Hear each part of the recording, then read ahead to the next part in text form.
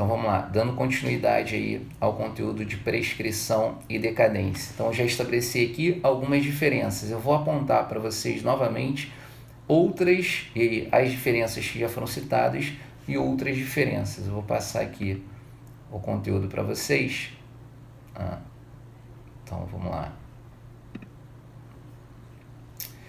Formas para você identificar quais são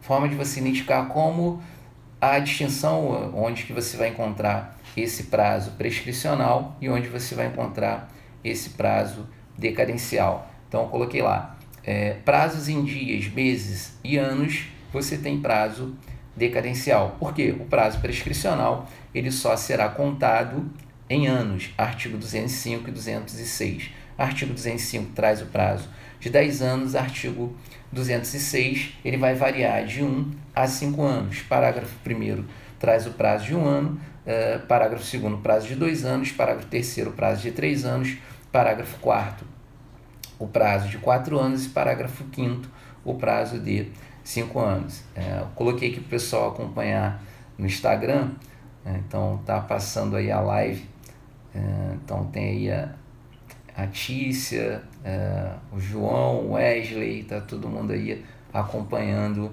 ao vivo, que é importante, né? Quem não é aluno e que não está acompanhando pelo Microsoft Teams, pode acompanhar aí pelo Instagram. Nós temos uma outra forma diferencial prazo prescricional do prazo decadencial, que é a natureza da ação. O professor Agnello de Amorim Filho, ele tem um texto, inclusive eu já compartilhei com os alunos, já compartilhei com as turmas, para você identificar ali como que você vai perceber, e aí como que você compreende aquelas ações que estão sujeitas a prazo prescricional, as ações que estão sujeitas a prazo decadencial e as ações que são imprescritíveis. Você vai chegar à conclusão que as ações condenatórias de cobrança, reparatória, indenizatória, estão sujeitas à prescrição, enquanto as ações anulatórias, ou as chamadas ações constitutivas negativas ou desconstitutivas, estão sujeitas a prazos decadenciais, ou seja, a decadência. Então, e aqui me parece que é o melhor critério para você conseguir identificar a diferença entre o prazo prescricional e o prazo decadencial. Então, você vai propor uma ação judicial, se essa ação ela tem cunho reparatório, você tem que levar em consideração o prazo prescricional. Se ela tem um cunho de anular o negócio jurídico ou de você desfazer o negócio por conta de um vício redibitório, um defeito oculto, esse prazo terá natureza decadencial. E por que eu falo isso? Se você comparar o Código Civil ao Código de Defesa do Consumidor, inclusive outras leis de natureza específica, você pode se deparar com vários prazos diferenciados.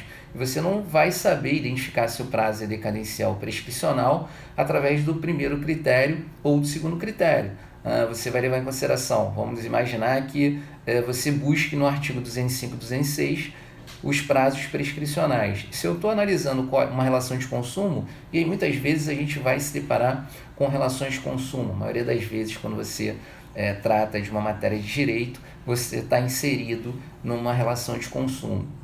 E aí como que você vai identificar se esse prazo ele é prescricional ou se ele é decadencial? Você precisa verificar lá se a natureza da ação é constitutiva ou desconstitutiva, né, constitutiva negativa, ação anulatória, ou se a natureza da ação ela é uma ação condenatória, reparatória, indenizatória ou de cobrança. Então, se você tem uma ação de cobrança, indenizatória, reparatória, condenatória, o prazo será prescricional. Se você tem uma ação onde você pretende fazer o negócio, esse prazo ele será decadencial. Como que você identifica isso numa relação de consumo? Você recebeu um produto que está com defeito e você tem um prazo estabelecido lá no Código de Defesa do Consumidor, salvo engano, artigo 26, você tem várias opções e você vai exercer o seu direito potestativo para tanto. E a pergunta é, aquele prazo lá é prescricional ou decadencial? Bom, se a sua intenção é desfazer o negócio, o prazo será decadencial. Um exemplo muito comum, e aí aconteceu comigo no decorrer das últimas semanas, eu tinha comprado um produto pela internet, o produto chegou na minha casa e não era exatamente aquilo que eu queria comprar. O primeiro contato que eu tive com o produto foi naquele momento em que eu tive ele nas mãos. Então eu tive que abrir a caixa, verificar se estava funcionando ou não. Ele não funcionou da maneira que eu queria, não funcionou muito bem. Eu me vali do prazo de 7 dias, que é o prazo de reflexão que você encontra lá no Código de Defesa do Consumidor. Então, nesse prazo de 7 dias, eu exerci o meu direito potestativo. Qual era a minha intenção? Cancelar, desfazer aquele contrato, desfazer aquele negócio jurídico. E, portanto, o prazo ali é um prazo decadencial. Tem uma outra disposição que eu coloquei para vocês que refere-se às ações declaratórias, e dentro da perspectiva do professor Agnello de Amorim Filho, as ações declaratórias elas não estão sujeitas a prazos prescricionais ou decadenciais. E aí um exemplo seria o reconhecimento de paternidade. No reconhecimento de paternidade, você não vai se sujeitar a um prazo para ingressar com a ação, porque simplesmente a natureza dela é de declarar algo que já existe. Então, quando eu quero declarar, um outro exemplo seria a ação de nulidade, para você reconhecer a nulidade de um negócio jurídico. Declarar aquilo que é nulo desde a origem. Então, e você não vai ter prazo, porque o negócio jurídico nulo ele não convalesce no tempo. Então, portanto, essa ação tem natureza declaratória e não está sujeita a prazo prescricional. A outra questão que se coloca é quando que se dá o início do prazo prescricional. Vou abrir aqui novamente o Código Civil, deixa eu só arrumar aqui na tela.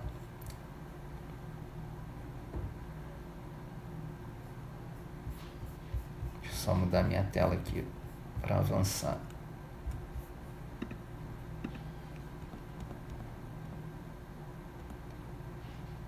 Bom, majoritariamente fica entendido que o prazo prescricional ele terá início a partir do momento da lesão do direito subjetivo. Quando eu falo de direito subjetivo, eu posso compreender o direito subjetivo, pelo menos na minha opinião seria assim, né? O direito subjetivo numa perspectiva propriamente dita, onde a outra parte ela te deve uma contraprestação, e aí seria o direito subjetivo prestacional, e o direito subjetivo no seu caráter potestativo. Então, eu compreendo que o direito subjetivo ele se daria em duas dimensões. Uma primeira dimensão como o direito subjetivo propriamente dito, chamado direito subjetivo prestacional, e por outro lado, o direito subjetivo potestativo, onde você não depende aí de uma contraprestação. É um direito que você exerce independente do outro, da outra parte que vai ser afetada, que pode ser afetada pelo exercício do seu direito, seja de natureza constitutiva, extintiva ou modificativa, que são as características do direito potestativo. Então você tem aí a regra, poderíamos citar aqui essa hipótese em que eu vou levar em consideração a lesão do direito subjetivo, alguém bateu no meu carro, me causou um dano, nasce para mim direito subjetivo de exigir uma reparação. E aí começa a contar o prazo para o ingresso da ação reparatória ou indenizatória.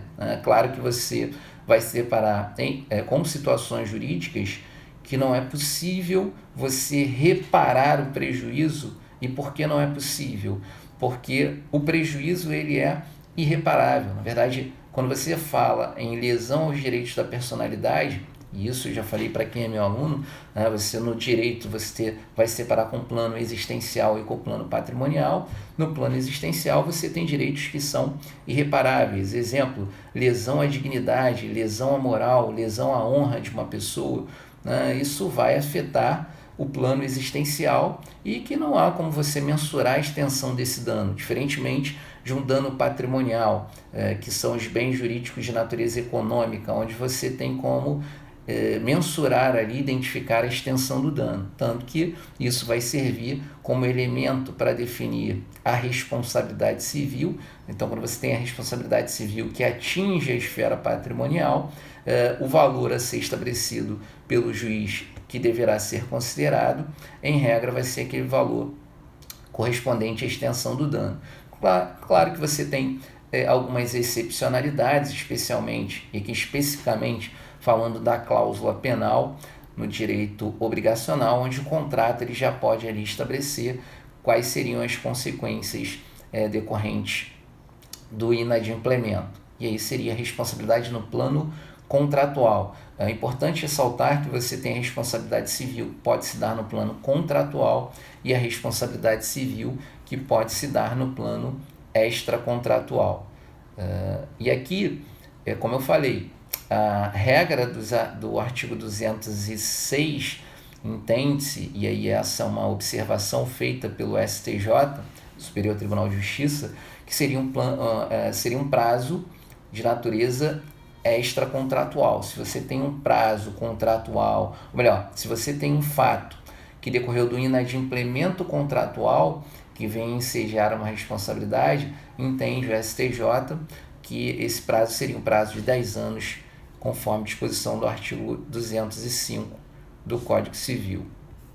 Então, eu diria que o prazo inicial para se contar a prescrição, onde ao final você vai ter a perda da exigibilidade, seria o momento da lesão do direito subjetivo.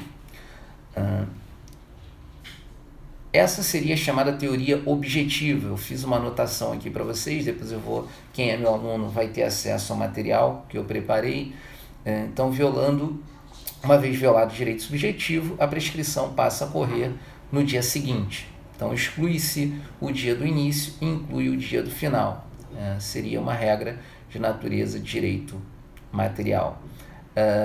Direito subjetivo, ou melhor, teoria subjetiva, que é a chamada teoria da accionata. Para a teoria da accionata, esse prazo ele passa a correr a partir do momento que você identificar a causação do dano. E essa teoria já foi reconhecida pelo STJ, você tem a previsão da súmula 278, e um caso de seguro DPVAT, onde a partir do momento que eu conheço o causador, a causa que levou um incidente à morte ou acidente gerando uma lesão ao direito de alguém, a partir desse momento que contaria o prazo para a prescrição. Então você tem a teoria objetiva, leva-se em consideração a partir do momento, o início do prazo, a partir do momento que o direito foi violado, e a teoria subjetiva, que é a teoria da accionata, a partir do momento que a pessoa toma conhecimento de qual foi a causação, o que causou ou quem causou aquele dano. Você pode depender de uma situação ou estar diante de um fato, de uma circunstância que venha requerer uma apuração pericial, e aí através da prova pericial ficará constatado quem é o causador, o que deu causa àquela lesão do direito. Por outro lado, eu coloquei aqui também no material de vocês a regra do artigo 27 do Código de Defesa do Consumidor, que traz um prazo de 5 anos, que seria o prazo de prescrição nas relações de consumo. No Código de Defesa do Consumidor você tem os prazos decadenciais, como eu já tinha citado aqui anteriormente, e você também tem o prazo prescricional. Esse prazo prescricional ele será aplicado para as ações de natureza reparatória, muitas vezes em situação de acidente de consumo. Você comprou uma televisão, colocou na sala da sua casa, a televisão explodiu e aí causou lesão às pessoas que estavam ali assistindo a televisão.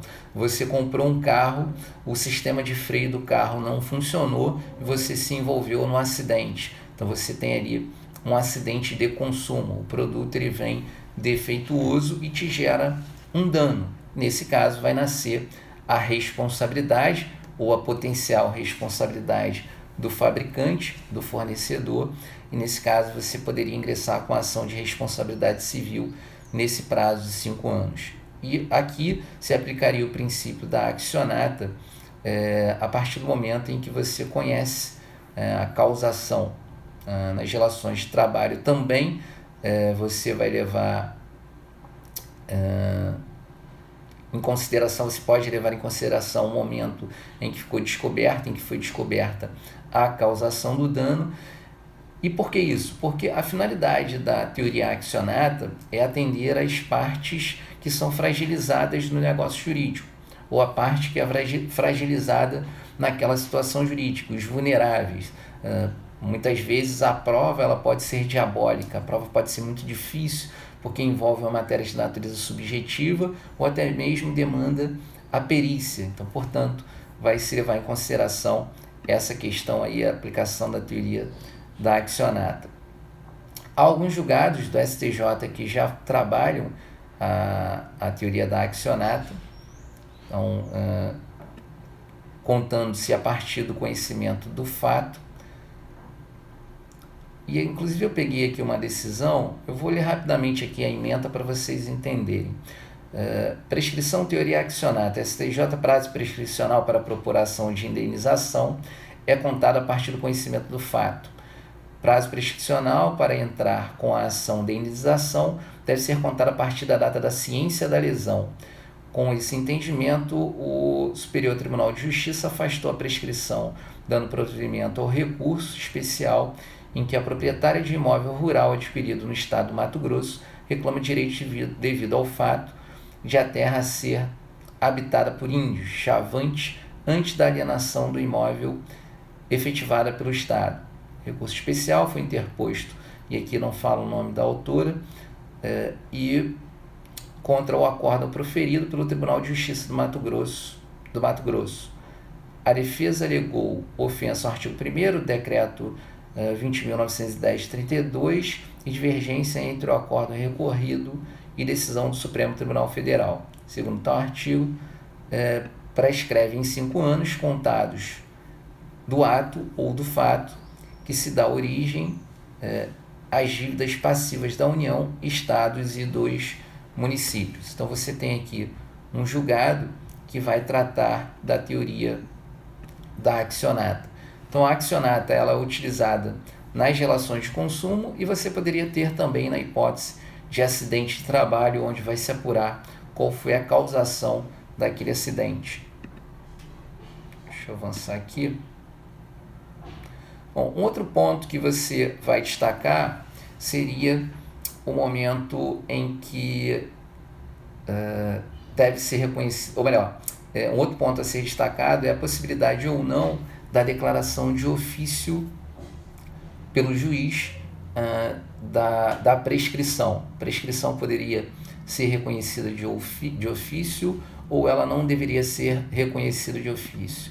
Bom, aqui você tem um ponto divergente, pelo menos levando em consideração a disposição do artigo 487 do Código Civil. Deixa eu abrir aqui para vocês.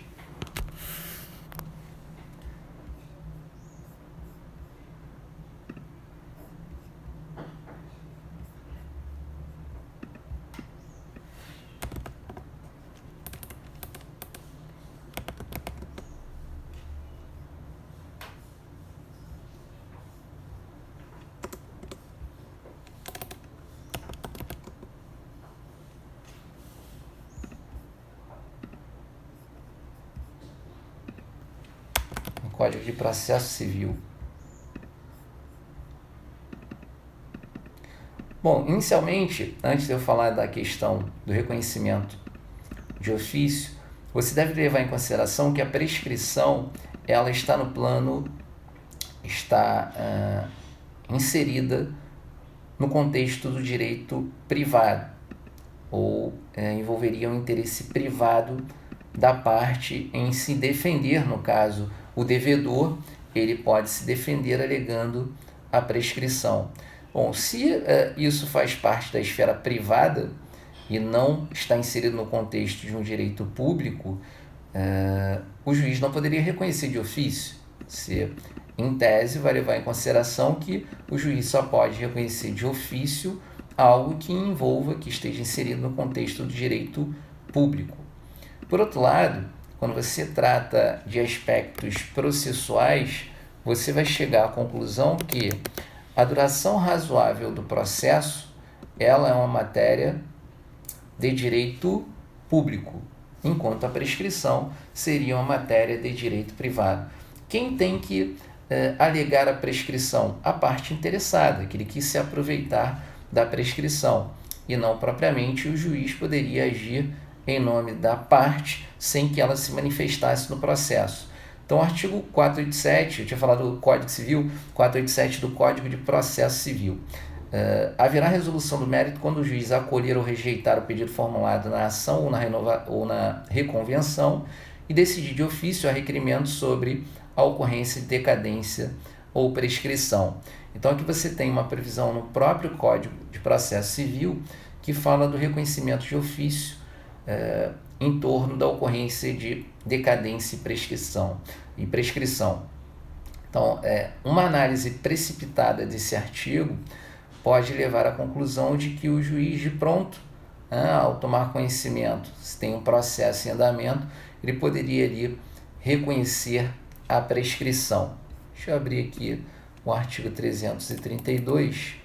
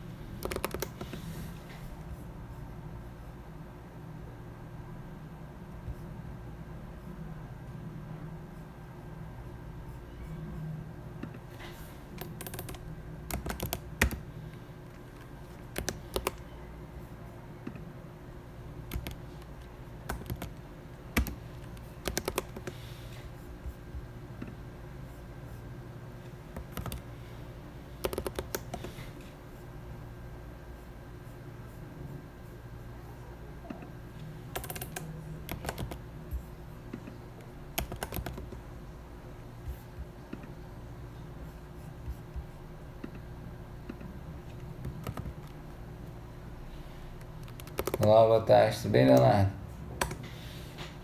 Sim, pode sim.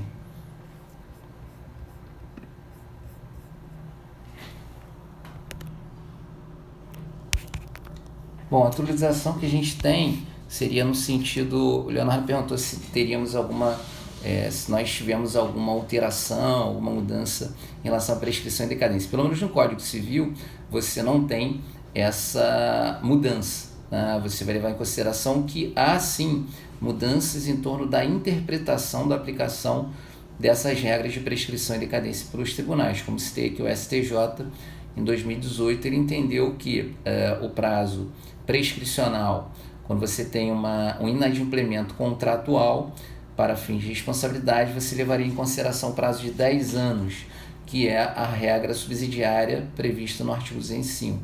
Já quando você tem uma hipótese que é extracontratual, como citei aqui o exemplo de responsabilidade civil, no caso de alguém causar um dano a outrem, sem que tenha ali um vínculo contratual, a pessoa bateu no meu carro, eu teria o prazo de 3 anos, está especificado no artigo 206, parágrafo 3º, parece inciso 5, que vai definir o prazo para o ingresso da ação de responsabilidade civil. Então, teria 3 anos para exigir o cumprimento dessa obrigação reparatória. Mais uma vez, a prescrição ela configura a perda da exigibilidade.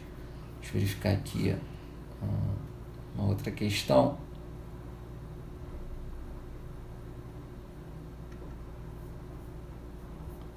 É que eu abri o artigo errado.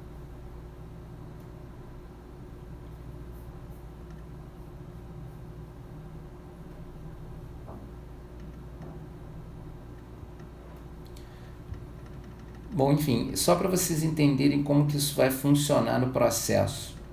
No processo, o juiz ele deve comunicar às partes interessadas, e aí aquele que tem o direito de alegar pela prescrição, para que ele se manifeste.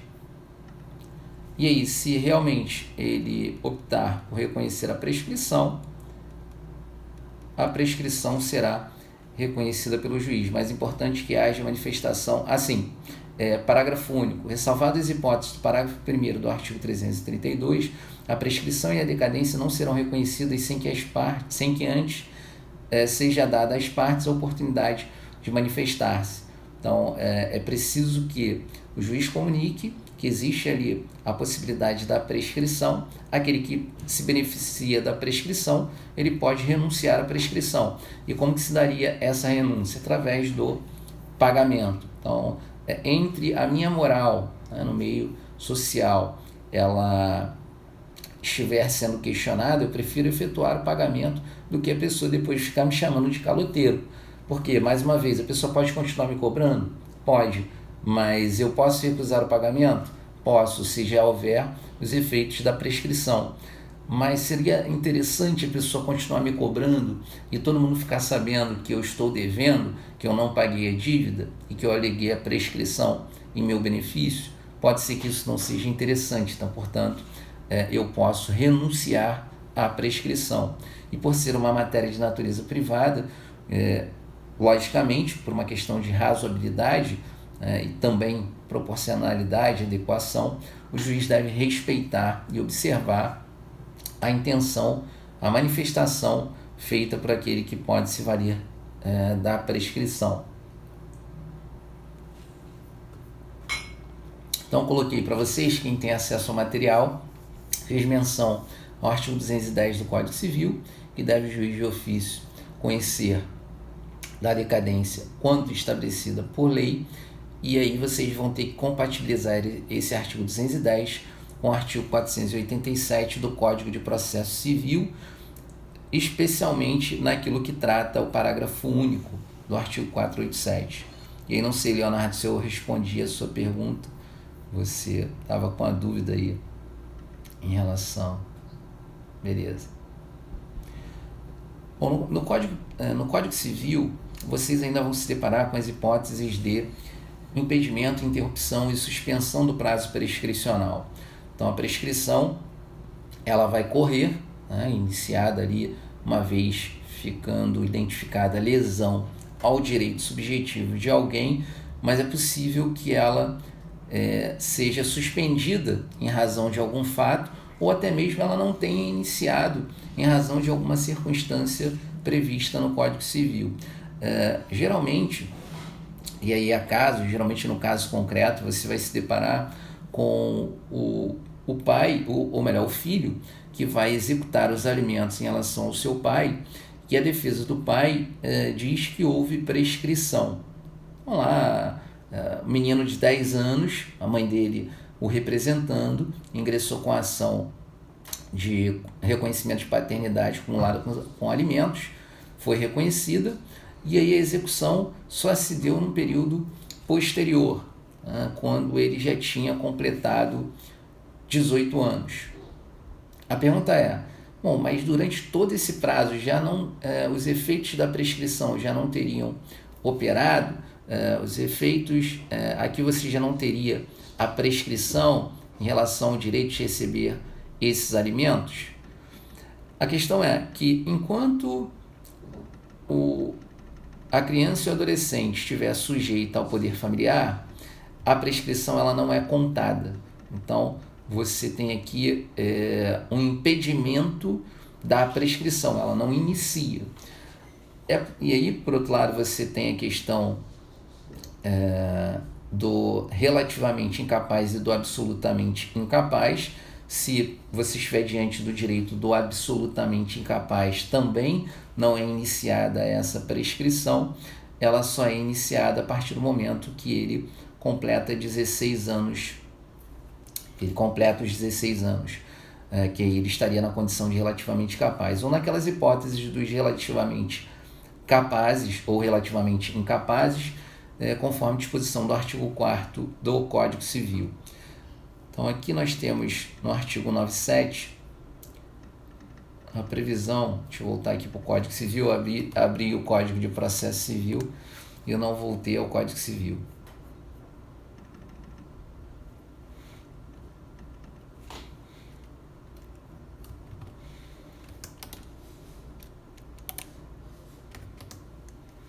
Então, o artigo 97 fala que não corre prescrição entre cônjuges na constância da sociedade conjugal, entre ascendente e descendente durante o poder familiar e entre tutelados e curatelados e seus tutores ou curadores durante a tutela ou a curatela. Então, significa dizer que enquanto o pai ou a mãe estiver no exercício do poder familiar, e esse exercício do poder familiar ele vai se dar até a pessoa atingir a maioridade civil ou ela adquirir a sua emancipação, nesse caso, enquanto ela estiver nessa condição, os efeitos, o tempo de prescrição ele não é iniciado. E aí também não corre prescrição, artigo 98, contra os incapazes, que se trata o artigo 3º, os absolutamente incapazes. Hoje, na ordem jurídica brasileira, nós temos os menores de 16 anos como absolutamente incapazes, e entre tutelados, contra os ausentes do país em serviço público da União, do Estado ou dos municípios, e contra os que se acharem a serviço nas Forças Armadas em tempos de guerra. Atenção que aqui refere-se a tempo de guerra, né? Não seria o tempo de paz, é guerra, que é guerra declarada, não é aquela guerra urbana. Deixa eu ver aqui.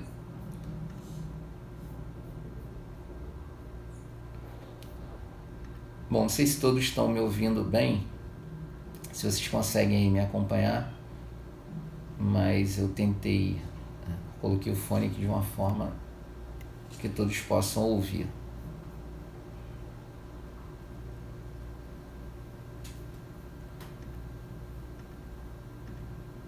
E aí o artigo 199 diz que não corre igualmente a prescrição pendendo condição suspensiva, não estando vencido o prazo e pendendo ação de evicção. Então, eu só posso dizer que vai iniciar a prescrição a partir do momento... Obrigado, a Mônica aqui no Instagram falou que está ouvindo bem. Obrigado, Mônica. Então, você vai levar em consideração que enquanto não houver o vencimento, por exemplo, de uma dívida, eu não posso dizer que os efeitos da prescrição serão produzidos ou já está correndo ali a prescrição. Primeiro você tem que identificar a data do vencimento, ainda que você esteja diante de uma hipótese de vencimento antecipado. Você vai levar em consideração aquele prazo estabelecido para vencimento. Isso também é definido pela doutrina e também definido na jurisprudência do Superior Tribunal de Justiça. O artigo 202 fala da interrupção. A interrupção, diferentemente da suspensão, então vamos imaginar que a pessoa tenha o direito de cobrar uma dívida, ela saiu do Brasil a serviço da União e já tinha iniciado o prazo prescricional. Então, nesse caso, você tem uma hipótese de suspensão.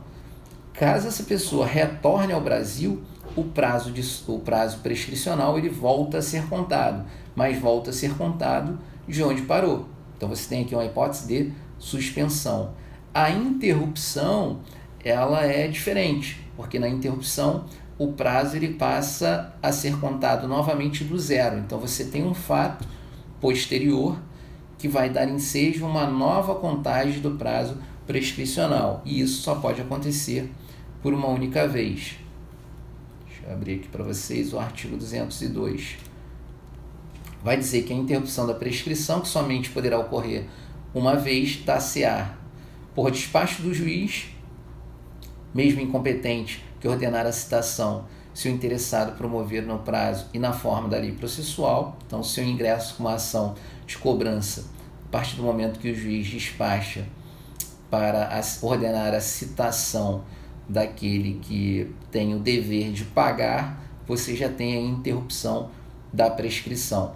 O protesto, na condição do inciso antecedente, o protesto cambial, a apresentação do título de crédito em juízo, inventário ou concurso de credores, por qualquer ato inequívoco que ainda que extrajudicial, que importe reconhecimento do direito pelo devedor. Ou seja, a pessoa que está no exercício do seu direito subjetivo, que quer exercer a pretensão, ela age para isso, né? Ela pratica um ato para isso. E aí a prática desse ato faz com que seja interrompido o prazo prescricional. Agora, é claro que se ela em algum momento voltar a ficar em inércia, né? Ela ficar inerte, esse prazo ele volta a ser contado. E a ser contado da onde? Do zero, marco zero, né? Começa a ser contado novamente. Para você, e aqui fazendo uma metáfora meio que é até utilizado pelos autores, o Flávio Tartucci, vários autores utilizam essa questão, só para você identificar de forma mais didática o que seria essa suspensão e essa interrupção do prazo. Se você está assistindo um filme e você aperta o stop, você está lá no Netflix, né, você quer não dá mais para assistir o filme aquele dia, você quer voltar do início, você vai contar do zero. Então o filme ele vai ser iniciado do marco zero, no momento em que ele inaugura ali a apresentação e tal. Geralmente você está assistindo uma série, toda vez que você vê a apresentação, você já quer pular a apresentação. Então você parou de assistir o filme e aí você volta do início, inclusive assiste a apresentação. Nesse caso, você está diante de uma hipótese de interrupção. Já na suspensão, não. Você apareceu alguma coisa, chegou uma visita na sua casa, você parou para almoçar, para jantar, para tomar um vinho, para conversar com alguém, atender o telefone e voltar de onde você parou, seria uma espécie de suspensão. Então aqui só para diferenciar a interrupção da suspensão. Vejam aí os artigos 197, 198 e 202 do Código Civil, que vão tratar da interrupção, do impedimento, da interrupção e da suspensão. Impedimento, o prazo não inicia, ele está ali bloqueado, está represado. E aí o exemplo que eu citei aqui, a pessoa absolutamente incapaz, o prazo só começaria a partir do momento em que ela se tornar relativamente incapaz. No caso do poder familiar, o prazo só iniciaria após a interrupção, a perda. Você pode ter um caso que vem ensejar a perda do poder familiar e com isso os pais morrerem, né? Você também teria aí a extinção do poder familiar que se deu com a morte. Vai iniciar desde que você não tenha a pessoa absolutamente incapaz. Então tem que ter cuidado, porque o caso concreto você pode se deparar com duas situações em que ocorre a perda do poder familiar, porém aquele que tem o direito de exercer ou tem a possibilidade de exercer a pretensão, o seu direito subjetivo ainda é absolutamente incapaz. Então o fato de haver a perda do poder familiar não significa dizer que de imediato esse prazo será contado. Então isso você deve ter em conta. Deixa eu avançar aqui.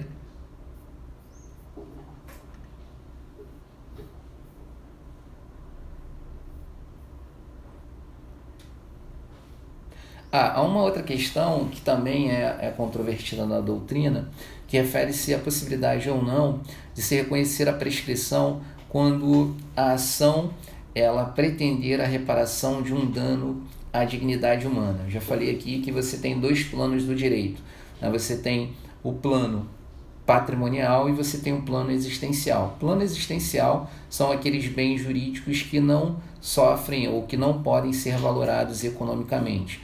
Plano patrimonial, bens jurídicos que podem ser valorados economicamente. Então a sua honra, a sua imagem, a sua dignidade intelectual, a sua dignidade física, a sua integridade física, né, a sua integridade moral, religiosa, esses direitos, e aí essa parte do direito se enquadra no plano existencial. A pergunta é, qual seria o prazo que eu teria para ingressar com uma ação de reparação à lesão aos direitos da personalidade? Você pode chegar a duas conclusões. Você pode chegar a uma conclusão que não existe prazo, porque os direitos da personalidade eles são imprescritíveis, e aí eu posso me valer do exercício desse direito a qualquer tempo. Ou você pode chegar à conclusão que, apesar do direito da personalidade ele ser imprescritível, a pretensão de você requerer pela lesão ao direito à sua personalidade está sujeita ao prazo prescricional, porque você está falando de ação reparatória, de ação indenizatória e aí ação condenatória. A ação indenizatória, condenatória, reparatória estão sujeitas a prazo prescricional, ainda que o seu direito de exercer o seu utilizar o seu nome, de utilizar a sua imagem, de se valer da sua liberdade, a sua autonomia seja um direito imprescritível, a qualquer momento você possa se valer desse direito. A pretensão para você requerer a indenização em decorrência da lesão a esse direito estaria sujeita a prazo prescricional. Contudo, apesar desse entendimento, você vai se deparar com o caso, e aí isso ficou estabelecido no informativo 316 do STJ, das práticas de tortura durante o regime militar. E aqui eu vou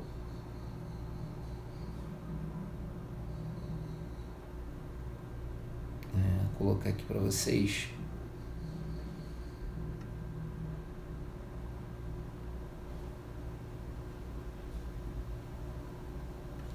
Então a discussão é a lesão aos direitos da personalidade que atingem a dignidade humana e que estariam aí relacionados com a tortura durante o regime militar também estariam sujeitos a prazo prescricional. O prazo prescricional atingiria a pretensão das pessoas ou das famílias, que tiveram lá seus parentes torturados durante o regime militar. Entendeu o STJ que nesse caso a ação ela teria natureza imprescritível, ou seja, a pretensão ela não sofreria os efeitos do tempo. Então ficou entendido no STJ que a pretensão é imprescritível nos casos de tortura ocorridos no regime militar, e aí vem crescendo essa posição com base na tutela geral da personalidade. Então seria essa compreensão dentro da ideia de personalidade. Provavelmente quem está estudando aí direito constitucional, está acostumado a falar dos direitos fundamentais, a estudar os direitos fundamentais, sempre surge uma pergunta do seu professor ou da sua professora, ou entre amigos, se o direito fundamental ele teria um caráter absoluto ou ele teria um caráter relativo.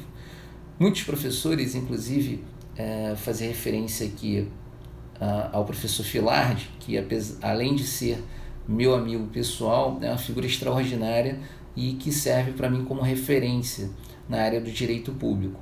Então o professor Filardi falou: Marcelo, eu sempre digo nas minhas aulas que os direitos fundamentais têm natureza relativa, porque quando você trabalha com exercício de liberdades individuais, não há como você pensar em liberdades individuais com caráter absoluto, ainda que você esteja falando de direitos fundamentais, levando em consideração que toda pessoa tem direito fundamental. Se eu considerar que as liberdades são absolutas, eu não teria como estabelecer limites. E aí tem a teoria do limite dos limites. O exercício da liberdade ela pode sofrer limitação, uma matéria que está sendo discutida em torno dos decretos que restringem as liberdades no período da Covid-19, no período de pandemia. Até que ponto eu poderia impedir a pessoa de ir à praia num domingo de sol? Até que ponto eu poderia retirar um surfista do mar, que está praticando ali o esporte, havendo o risco, a iminência de contágio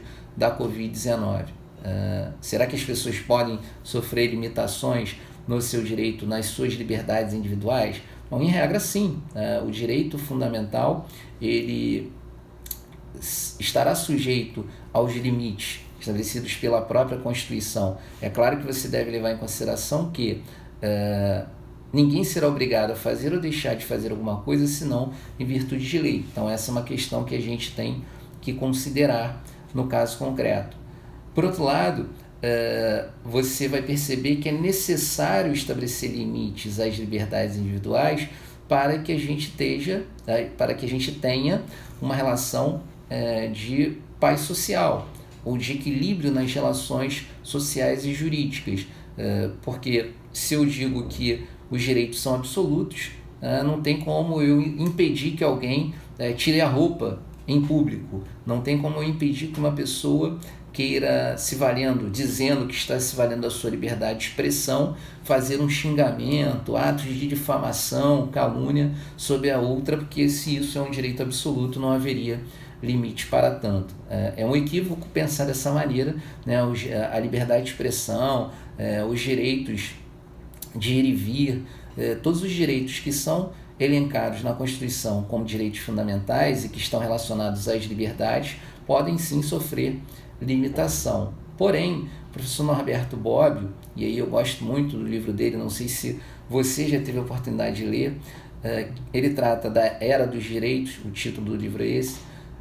Ele traz ali pelo menos 3 situações em que você vai se deparar com um direito fundamental de caráter absoluto. E aí depois conversem, não fiquem, eu sugiro que você pesquise, que você converse com o seu professor de Direito Constitucional, se ele concorda com essa posição, mas eu estou convencido que existe sim direito fundamental de natureza absoluta, que seria o direito de você não sofrer tortura, o direito de você não se sujeitar a uma condição análoga à de escravo e o direito de você não ser discriminado. Então me parece que pelo menos esses 3 aqui seriam direitos fundamentais em caráter absoluto. Se você for fazer a leitura da Constituição, aqui para não gerar polêmica, até para a gente não entrar no mérito do direito constitucional, você pode até encontrar outros direitos de natureza absoluta, como eu diria que o direito, e na verdade seria mais uma garantia, né? A garantia ao devido processo legal. Ninguém pode sofrer uma pena sem antes passar pelo devido processo legal. Parece que aqui também você tem um direito e aí uma garantia em caráter absoluto. Mas como eu falei, converse depois sobre isso com seu professor de Direito Constitucional, que eu não quero gerar polêmica e aí criar um problema. Ver o que ele acha, o que ele pensa, dá uma lida lá no livro do professor Norberto Bobbio, que trata da Era dos Direitos. Eu acho que é interessante até para você ter uma ideia melhor. Temos aí o professor Marcelo Chaves, né, que é o fera no direito constitucional, não sei qual é o posicionamento dele, está aqui acompanhando a aula pelo Instagram, quanto a esse caráter absoluto de alguns direitos fundamentais. E aí, como eu falei, direito de não sofrer tortura, direito de não se sujeitar à condição análoga de escravo e o direito de não sofrer discriminação. Depois vale a pena. Então, Marcelo, em síntese, o que você quer dizer aí quanto à possibilidade ou não de prescrição diante da lesão à dignidade da pessoa humana? Os danos morais, vocês vão chegar à conclusão, para quem depois se interessar pelo direito, pela responsabilidade civil, o dano moral é a lesão à dignidade humana. Inclusive o professor Gustavo Tepedino, aqui no Rio de Janeiro, na UERJ, ele vai dizer que a pessoa jurídica não sofre dano moral, porque o dano moral seria lesão à dignidade. Ele vai dizer que a pessoa jurídica sofre dano institucional, já que quando eu falo em dano moral, eu estou falando de dignidade humana. Então, por um lado, eu vou dizer que a pretensão quanto à lesão a direitos da personalidade está sujeita a prazo prescricional nos moldes do artigo 205 e 206 do Código Civil. Porém, quando você tem uma pretensão que envolva atos de tortura durante o regime militar, essa pretensão não estaria sujeita à prescrição. Parece que esse aí é que a gente consegue fechar a ideia do que você encontra na jurisprudência, do que você encontra na doutrina. É claro que é necessário acompanhar constantemente o pensamento do STJ e do STF, especialmente o STJ, que vai julgar matérias de direito civil, o STF, que tem a competência de analisar a matéria de direito constitucional. Vou avançar aqui no próximo ponto, para a gente não estender demais aí o nosso tempo. Há uma questão de direito intertemporal, talvez hoje não seja tão impactante, mas você tem o artigo 2028 do Código Civil trazendo uma matéria de direito intertemporal no que se refere à prescrição. Então você tinha lá no Código 16 a prescrição poderia levar 20 anos, e isso não tem mais no Código Civil de 2002. Então você teve ali um período de transição algumas prescrições estavam em curso, né? Outras ainda não tinham iniciado e outras já estavam na sua fase final. Você tem aí 2 pontos que devem ser analisados, né? O prazo do Código 16 com mais da metade que ali está estipulado. Vamos imaginar que se o prazo era de 20 anos, quando o Código Civil entrou em vigor, já tivesse passado mais de 10 anos, seria mantido o prazo do Código 16. E com menos ou igual a metade, você levaria em consideração o prazo do Código Civil. A partir da entrada em vigor do Código Civil, contaria o prazo prescricional. Então essa é uma regra aí de natureza intertemporal. Depois vale a pena vocês fazerem a leitura lá do artigo 2028 do Código Civil. Ainda assim, a outra matéria que eu reservei aqui para vocês refere-se à prescrição no Código de Processo Civil. E havia na doutrina aqueles que diziam que a perda da prescrição configurava, na verdade, a perda de um direito subjetivo. E esse direito subjetivo seria a pretensão.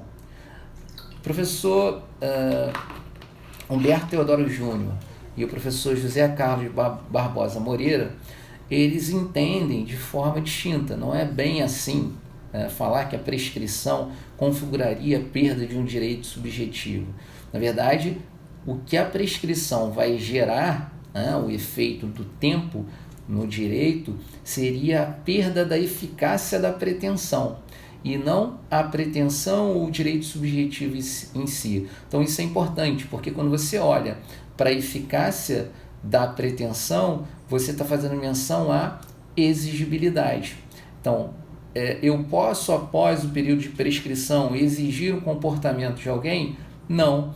A minha arma de exigir o comportamento de alguém já não produz mais efeito. É a história do... você tem o chamado sino com badalo, sino sem badalo, que não é sino, e o sino com badalo, se não fizer barulho, não vai produzir um efeito prático. O sino que é silencioso. É a história da pessoa que dá um berro para dentro de si.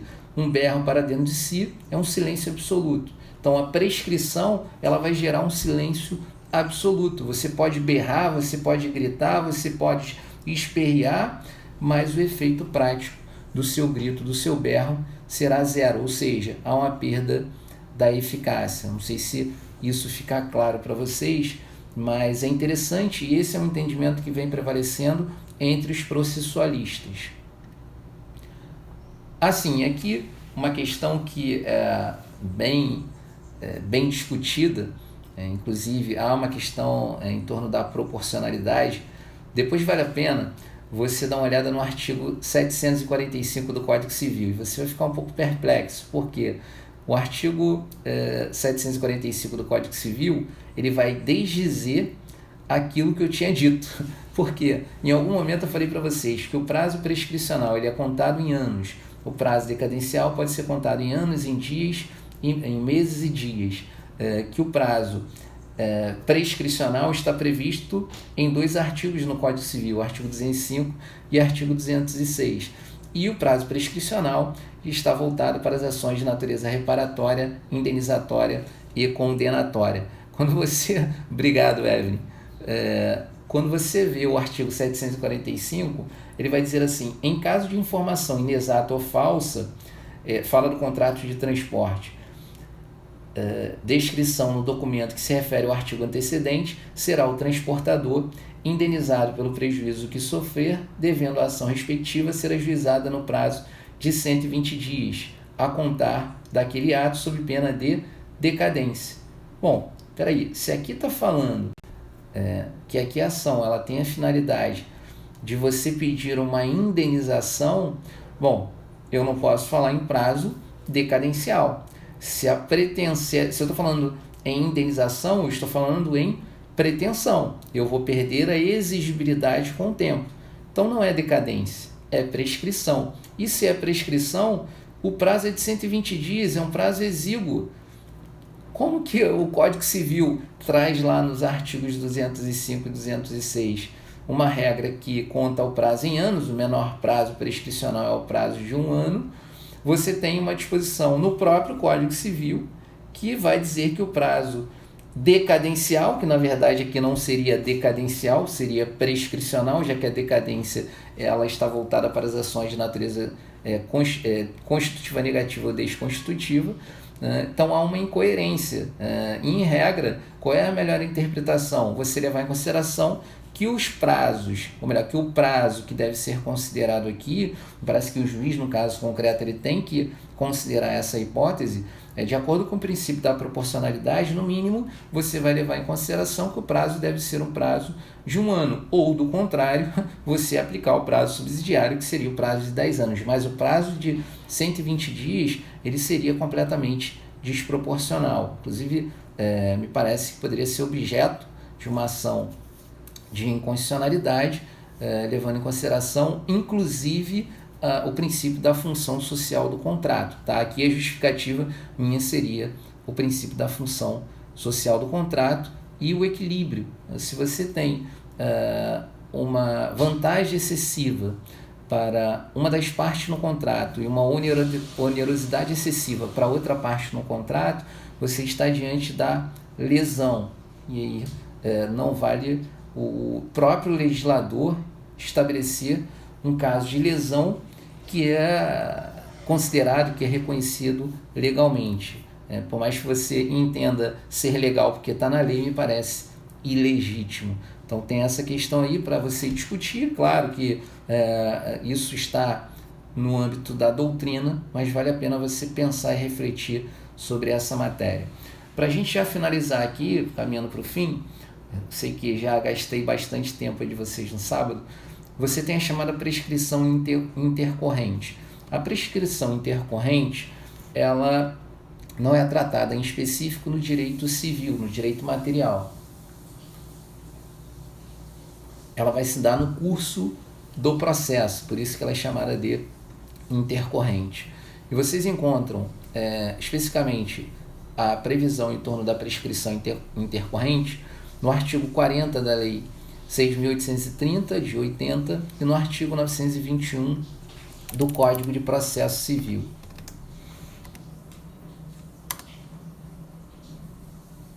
Espera aí que eu abri aqui o Código Civil.